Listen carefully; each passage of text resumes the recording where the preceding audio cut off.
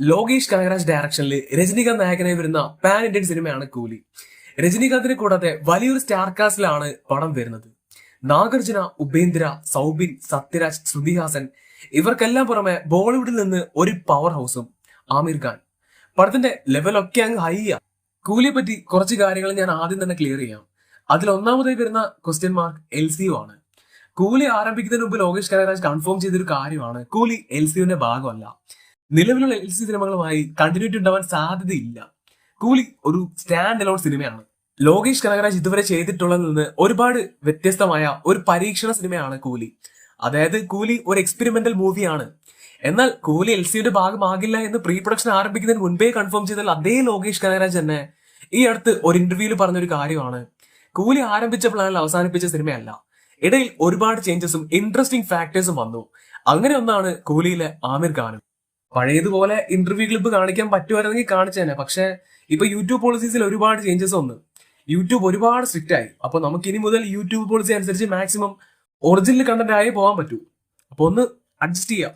അപ്പോ ആ ചേഞ്ചസ് വന്ന സമയത്ത് എന്ത് സംഭവിക്കാം? കാരണം ലോകേഷിന്റെ കഴിഞ്ഞ LC പടങ്ങളായിട്ടുള്ള വിക്രം, ലിയോ സിനിമകളുടെ ഏറ്റവും ബിഗിനിങ് സ്റ്റേജിൽ LC ഒന്നൊരു പ്ലാൻ ഇല്ലായിരുന്നു. വിക്രം സിനിമ എടുത്താൽ പഴയ ഏജന്റ് വിക്രമിനെ എടുത്ത് മറ്റൊരു രീതിയിൽ വിക്രം ചെയ്യാനായിരുന്നു ലോകേഷിന്റെ ആദ്യത്തെ പ്ലാൻ. പുള്ളി ഇത് ഒരുപാട് ഇന്റർവ്യൂവിൽ പറഞ്ഞിട്ടുമുണ്ട്. പിന്നീടാണ് കൈദിയായിട്ടുള്ള കണക്ഷനൊക്കെ വന്ന് വിക്രം ഇപ്പോ നമ്മൾ കാണും പോലെ ആയത്. അതേപോലെ മാസ്റ്റർ കഴിഞ്ഞിട്ട് ദളപതിയോട് ലിയോയുടെ കഥ പറയുമ്പോഴും അതിലൊരു LC ഒന്നൊരു ഫാക്ടർ ഇല്ലായിരുന്നു. വിക്രമിന് ശേഷം ലിയോയുടെ പ്രീ പ്രൊഡക്ഷൻ ടൈമിലാണ് LCO എസ്തെറ്റിക്സ് ലോകേഷ് ലിയോയിൽ കൊണ്ടുവന്നതെന്ന് ലിയോ ടൈമിൽ ലോകേഷ് ഒരുപാട് ഇന്റർവ്യൂവിൽ കൺഫേം ചെയ്തിട്ടുണ്ട്. ഇപ്പോ കൂലിയിലും ഇങ്ങനെ പലതും സംഭവിക്കാനുള്ള സാധ്യതയുണ്ട്. അങ്ങനെയാണ് ചരിത്രം. എന്ന് വെച്ച് കൂലി LCO ആണെന്നോ മുമ്പത്തെ പടങ്ങളുമായി കണക്ഷൻ ഉണ്ടെന്നോ ഒന്നുമല്ല പറയുന്നത്. ഇത് സംതിങ് പുതിയത്. ഇനി ഡയറക്റ്റ് കൂലിയിലേക്ക് വരാം. കൂലി ലോകേഷിന്റെ കഴിഞ്ഞ സിനിമകളിൽ നിന്ന് ഒരുപാട് ഡിഫറെന്റ് ആയിട്ടുള്ള ഒരു സ്റ്റോറി സ്ട്രക്ചർ ഉള്ള ഒരു സിനിമയാണ്. ഒരു ഹാർബറിനെ ബേസ് ചെയ്താണ് സിനിമയുടെ കഥ നടക്കുന്നത്. സ്റ്റോറി ഇമോഷൻ ഡീറ്റെയിലുള്ള പോകുന്ന ഫസ്റ്റ് ഹാഫും പവർ പാക്ഡ് ആക്ഷൻ സെക്കൻഡ് ഹാഫും. സോ നമ്മൾ വെയിറ്റ് ചെയ്യേണ്ടത് ലോകേഷിന്റെ ടെറിട്ടറിയിലേക്കാണ്. സെക്കൻഡ് ഹാഫ് അവിടെയാണ് സർപ്രൈസുകൾ ഇരിക്കുന്നത്. അപ്പോൾ ഇനി കൂലിയുടെ ഒഫീഷ്യൽ സ്റ്റോറി സിനോപ്സിസിലേക്ക് വരാം. ഈ ഒരു ചെറിയ പാരഗ്രാഫ് വെച്ച് ഈ സിനിമയെ മൊത്തം കറക്റ്റായി പറയാമെന്നൊന്നും ഞാൻ പറയുന്നില്ല. കൂലിയുടെ ആദ്യം മുതലുള്ള അപ്ഡേറ്റ്സും പടത്തെപ്പറ്റി ഇതുവരെ കിട്ടിയ ഇൻഫർമേഷൻസ് വെച്ച് ഈ സിനോപ്സിസ് വായിച്ചപ്പോ എനിക്ക് തോന്നിയ ചില കാര്യങ്ങളും എനിക്കറിയാവുന്ന ചില വാർത്തകളും ബേസ് ചെയ്താണ് ഈ ഒരു പാരഗ്രാഫിനെ നമ്മൾ ഡീകോഡ് ചെയ്യാൻ പോകുന്നത്. അപ്പോ ആരംഭിക്കാം. ഒരു വയസ്സായ ഗോൾഡ് സ്മഗ്ലർ. അദ്ദേഹത്തിന് പണ്ട് ഒരു മാഫിയ സംഘം ഉണ്ടായിരുന്നു. ആ മാഫിയ സംഘത്തെ വീണ്ടും ഉയർത്തെഴുന്നേൽപ്പിച്ച് ആക്റ്റീവ് ആക്കാൻ അയാൾ ശ്രമിക്കുന്നു. ഒരു മാഫിയയെ വീണ്ടും ആക്റ്റീവ് ആക്കണമെന്ന് പറഞ്ഞാൽ അതിനർത്ഥം ഒരു കാലത്ത് ആക്റ്റീവ് ആയിരുന്ന എന്നാൽ ഇപ്പോ ആക്റ്റീവ് അല്ലാതെ പല്ല് കൊഴിഞ്ഞ സിംഗം പോലെ കിടക്കുന്ന ഒരു മാഫിയ വീണ്ടും ആക്റ്റീവ് ആക്കാൻ വേണ്ടി ഈ വയസ്സായ ഗോൾഡ് സ്മഗ്ലർ ഒരു പരിപാടി ചെയ്യുന്നു. ഇവിടെ ശ്രദ്ധിക്കേണ്ട ഒരു കാര്യം, കുറെ കാലമായിട്ട് അണഞ്ഞു കിടക്കപ്പെടുന്ന മാഫിയ അത് ഇത്രയും കാലം ഇങ്ങനെ കിടന്നിട്ടും വയസ്സാം കാലത്താണോ റീബിൽഡ് ചെയ്യാൻ തോന്നിയെന്നൊരു ചോദ്യം വരും. അതിന് ലോകേഷിന്റെ രീതിയിൽ ഒരു ഉത്തരം പറഞ്ഞാൽ അയാൾ ഫീൽഡിൽ ഉണ്ടായിരുന്നിരിക്കില്ല. കുറെ വർഷങ്ങൾക്ക് ശേഷം അയാൾ ഇപ്പോ ആയിരിക്കും മടങ്ങി വന്നത്. ഈ വാളയാർ പരമശിവത്തെയൊക്കെ പോലെ നമുക്ക് ഒന്നേ തുടങ്ങിയാലോ ബായി ആ ഒരു പരിപാടി പോലെ ആവാം. ശരിക്കും പറഞ്ഞാൽ കൂലി ഒരു റൺവേ മോഡിൽ വരാൻ സാധ്യതയുണ്ട്. ഞാൻ സാങ്കല്പികമായി ഒരു വള്ളയും പറഞ്ഞ 90s 80s ആ ഒരു കാലഘട്ടങ്ങളിൽ ഗോൾഡ് സ്മഗ്ലിംഗ് നടത്തിയിരുന്ന ഒരു മാഫിയ തകർന്ന് സ്പ്ലിറ്റ് ആവുന്നു. അതിന്റെ മെയിൻ പുള്ളി ജയിലിലോ അങ്ങനെ ഏതോ എവിടെ പോകുന്നു. ഏരിയയും പവറും മറ്റാൾക്കാർ കൈയടക്കുന്നു. കുറെ വർഷങ്ങൾ കഴിയുന്നു, ലോബികളും കാർട്ടലുകളും ഉയരുന്നു. ആ ടൈമിൽ ഈ പഴയ പുള്ളി കംബാക്ക് അടിക്കുന്നു. Empire rebuild. അത് വലിയ പ്രശ്നത്തിലേക്ക്, വലിയ കാർട്ടൽ ലോബികളുമായി പുതിയ ലെവലിലേക്ക്, മറ്റൊരു യൂണിവേഴ്സിലേക്ക് പോകുന്നു. ഒറ്റ നോട്ടത്തിൽ ഇങ്ങനെ ആവാനും സാധ്യതയുണ്ട്. ഇനിയാണ് ഒരു പ്രധാന ചോദ്യം. എംപയർ വീണ്ടും റീബിൽഡ് ചെയ്യാൻ വേണ്ടി ഉപയോഗിച്ച ടെക്നിക്ക്, സിനോപ്സിസിൽ പറയുന്ന വാച്ചുകൾ ഒളിപ്പിച്ച ഹിഡൻ ടെക്, അത് എന്താണ്? പറഞ്ഞുതരാം. ഈ പറഞ്ഞ സാധനം, അതായത് വാച്ച്, കൂലിയുടെ അനൗൺസ്മെന്റ് മുതലേ കാണുന്നതാ. അന്ന് നമുക്കറിയായിരുന്നു വാച്ചിന് ഈ പടത്തിൽ ഒരു റോൾ ഉണ്ടാകുമെന്ന്. അത് കറക്റ്റ്.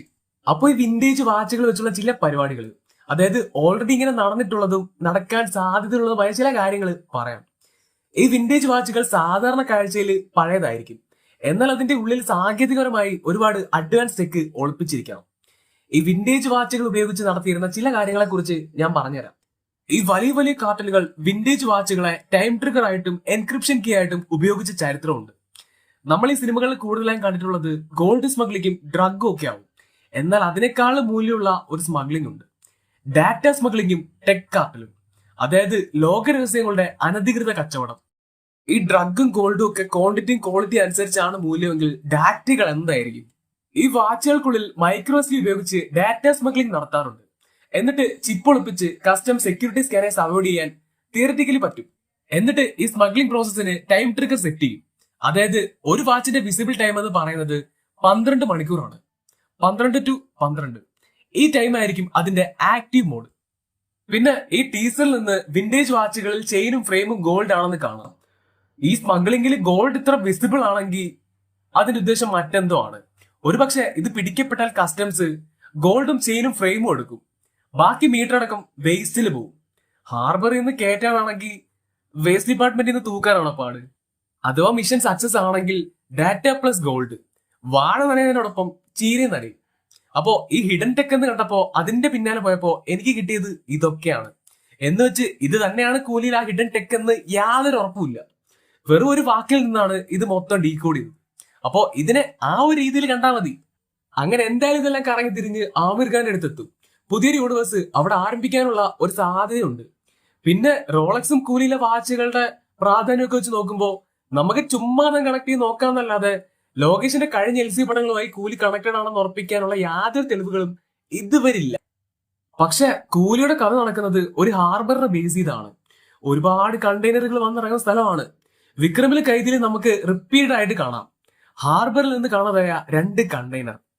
പിന്നെയും ഒരുപാട് സ്ഥലങ്ങളിൽ ഹാർബറിനെ മെൻഷൻ ചെയ്യുന്നുണ്ട്. പിന്നെ ഒരു ഇൻട്രസ്റ്റിംഗ് ആയിട്ടുള്ള ഒരു കാര്യം എന്താന്ന് വെച്ചാൽ LC പടങ്ങളിലും കൂലിയിലും റിപ്പീറ്റഡ് കാസ്റ്റ് വന്നിട്ടില്ല. അതായത് LC പടങ്ങളിൽ അഭിനയിച്ചിട്ടുള്ള ഇവരല്ലാതെ മറ്റൊരു ആക്ടേഴ്സിനെയും കൂലിയുടെ കാസ്റ്റില് കാണാനില്ല. അത് ഒരു ഇൻട്രസ്റ്റിംഗ് ആയിട്ടുള്ള ഒരു കാര്യമാണ്. അപ്പൊ കൂലിയിൽ LC എന്ന ചോദ്യം ക്ലിയർ ചെയ്ത് തരാൻ എന്റെ അടുത്ത് ഇപ്പോ എവിഡൻസ് ഒന്നും ഇല്ല. കൂലിയുടെ ട്രെയിലർ വന്നാ ഉണ്ടെങ്കിൽ അതിൽ നിന്ന് ഞാൻ തൂക്കി തരാം. പിന്നെ ഒരു കാര്യം, LCയുടെ അടുത്ത പടമായി വരുന്ന ബെൻസ്. എന്റെ ഊഹം ശരിയാണെങ്കിൽ കൂലിയുടെ ഓപ്പൺ ആവുന്ന പുതിയ യൂണിവേഴ്സിൽ വരുന്ന സിനിമയായിരിക്കും ബെൻസ്. ഇത് പറയാൻ കാരണം ഇപ്പൊ വന്ന കൂലിയുടെ 3rd സിംഗിൾ അതായത് പവർ ഹൗസ്, അതില് ഒരു ഡയലോഗ് മെൻഷൻ ചെയ്യുന്നുണ്ട്, സെയിം മൈ നെയിം. ഇത് നമുക്ക് ബെൻസിലെ നിവിൻ പോളി പറയുന്ന ഡയലോഗാ. അപ്പൊ അത് ഇതും തമ്മിൽ എന്തോ ഒരു ചെറിയ ഇത് ഉണ്ട്. അപ്പോ അതെന്തായാലും ട്രെയിലർ വന്നിട്ട് നമുക്ക് ബാക്കി ഡീകോഡ് ചെയ്യാം. വെറുതെ ഇരുന്ന് പറഞ്ഞ് നിങ്ങളെ കൺഫ്യൂഷൻ അടിക്കുന്നില്ല. പിന്നെ ഒരു കാര്യം, ഇപ്പൊ നമ്മൾ ഈ പറഞ്ഞ സിനോപ്സിസ് അല്ലാതെ കൂലിയുടെ ഭാഗത്ത് നിന്ന് ഒരു പുതിയ സിനോപ്സ് കൂടി വന്നിട്ടുണ്ട്. അതായത് ഇതിന്റെ കുറച്ചുകൂടി എക്സ്റ്റൻഡ് ആയിട്ടുള്ള ഒരു വെർഷൻ. നിങ്ങൾക്ക് വേണമെങ്കിൽ മാത്രം ഞാൻ അതും ഡീകോഡ് ചെയ്യാം. അപ്പോൾ വീഡിയോ ഇഷ്ടപ്പെട്ട ലൈക്ക് ചെയ്യുക, ഷെയർ ചെയ്യുക, സബ്സ്ക്രൈബും ചെയ്യാം. അപ്പോൾ ഓക്കെ, ബൈ.